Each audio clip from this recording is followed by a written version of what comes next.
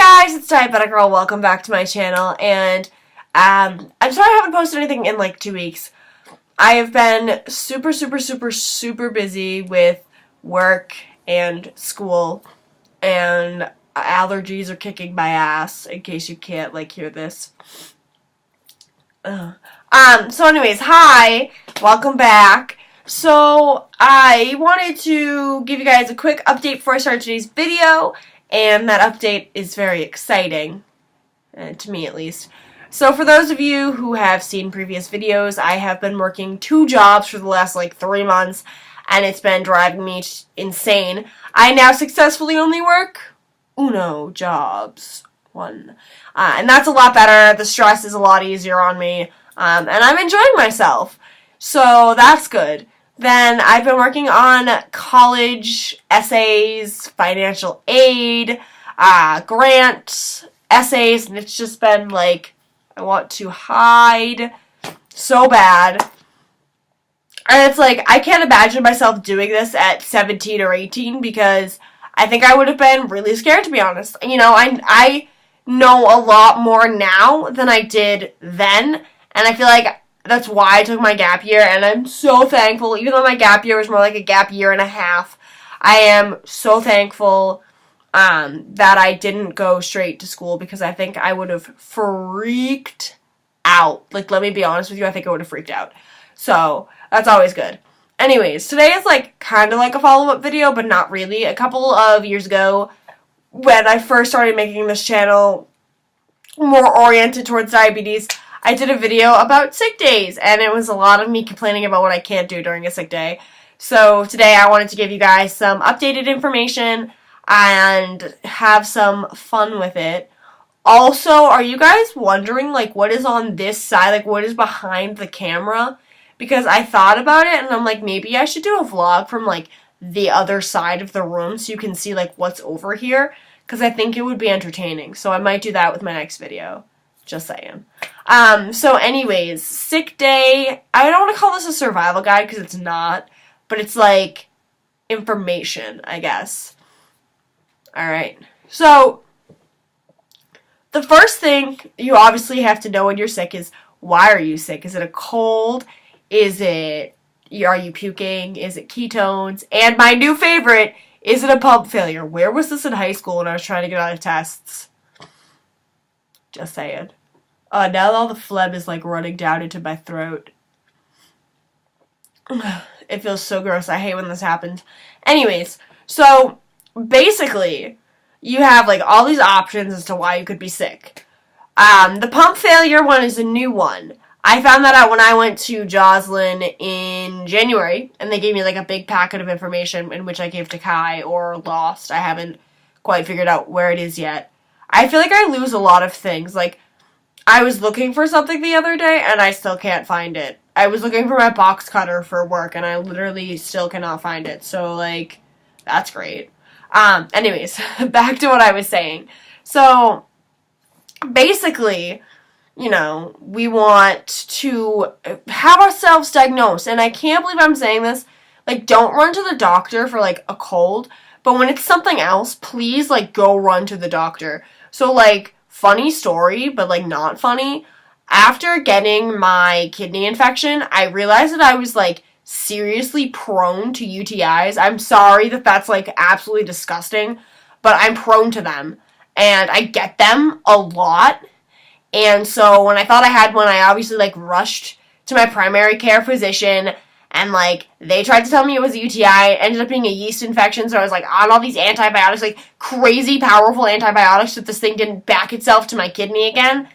And they, like, weren't even correct. My blood sugars were out of whack. It was terrible. Fucking terrible. Let me just tell you.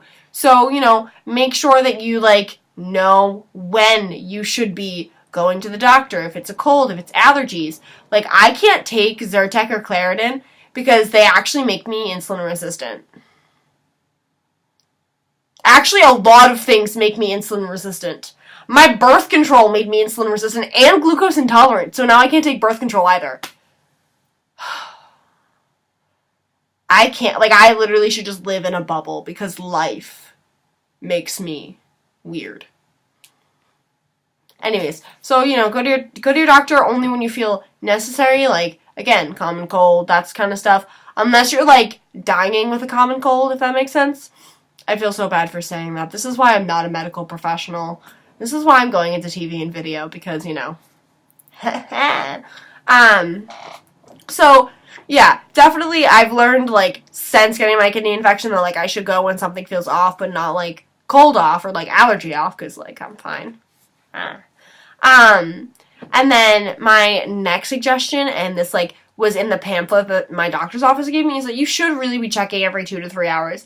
I am the first person to admit I am so terrible at that, and, like, when I try to enforce it, I'm, like, in the hospital on my deathbed, and they don't really do it like they're supposed to. And that's another thing, too. Like, seriously, I have a friend who's a nursing student, and I'm, like, trying to, like, help her learn about this kind of stuff, and they just don't get it. She's like, yeah, the section on the diabetes is, like, very small for my class. So, like, doctors and nurses sometimes don't understand. Like, my primary care physician is not a diabetes educator. That's why I go into Joslin. They're all diabetes educators. They know what they're talking about. She literally put me on a prescription pill. And when I read all the side effects, glucose intolerance and insulin resistant were written right there, and it very clearly said in bold lettering, diabetic should be monitored. And I'm like, what the fuck, man? So, make sure you're checking every 2 to 3 hours to make sure you're okay. And if you have an endo and a separate PCP, like I do, just make sure that you're contacting your endocrinologist to talk about whatever medication you may have been put on so you don't end up in a situation like my own. That was so bad. And when I finally, the problem with antibiotics, they do that to me sometimes too. So when I, pull myself off of them, I'm a mess. A mess. It's the worst. I want to scream. So, yeah. There you go. So then my third suggestion is push fluids. You guys, I told you the story 1,000 years ago, and I'll bring it back up. When I had my infection, I was so dehydrated from all the puking. My ketones were through the roof because I couldn't eat. Blood sugars were high. And by the time I finally was, not nauseous enough to drink water, I was chugging that. I'm telling you, I literally drank so much water in the time I was in the hospital. Make sure you're pushing fluids. They can help with so many things. They can obviously help break down any sugar that's in your urine. Stay hydrated. You should be staying hydrated when you're not sick. And I am the first person to say that I suck at staying hydrated. I suck at it. So stay hydrated, children. It's the only good thing you can do. So was that 4? Yeah. So 4 is if you have a CGM, wear it. You'd be really, really surprised what the CGM, these tiny little nippets that it can pick up on and just be super proactive about. It can tell you when you're starting to go low, and you may already be low. And there you have it. You're like, oh my god, wow. I cannot tell you how many times wearing a CGM has saved me from a reaction. It's literally the best piece of modern technology out there, if you ask me. I mean, I have a lot of really cool modern technology, but that right there, that takes the cake. So yeah, just make sure you're always wearing it, or even if you don't wear it all the time, wear it to get patterns, but especially make sure you wear it when you're sick, because spot on. Number 5, make sure when you're over 250, you are checking for ketones. I am the first person, I suck at this on a daily basis.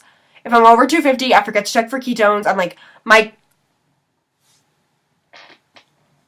my purse is off over there, just kidding. I keep a ketone meter on me at all times, but whether I use it is a completely different story, and it's so bad. Literally, I cannot. And I don't know why I never think to do it. It's literally sitting in the same pocket as my meter is. So just make sure you're ketone testing, because you're not going to know if you go into DKA unless you're checking for ketones. Plain and simple. Number 6, get sleep. I know it's the stupidest thing to say, but seriously, sleep can help you. And right now, my allergies or a common cold has kicked in, and I can't get a ton of sleep because I go to bed at 8 o'clock and I wake up at 3:30 to get ready for work. So it's not like I can sleep, these lustrous hours that I used to sleep before I started working this job. But, like, I make sure I take a nap after work.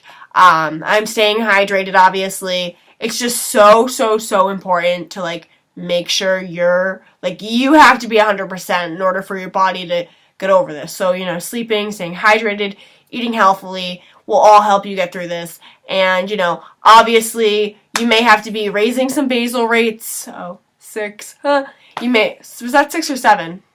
Whatever number. So you're going to have to be probably raising some basal rates. Again, get on the phone with your endocrinologist. Don't do anything you think is, like, super crazy. Like, my general rule is anything, like, over 50% temp basal for, like, less or more, I should be calling my endocrinologist. I usually ask Kyle these big fancy diabetes questions, and, that's how it goes. Oh, yeah, the final step is make sure you have somebody there who can help you out, because sometimes getting sick and, like, maintaining your diabetes is not the easiest.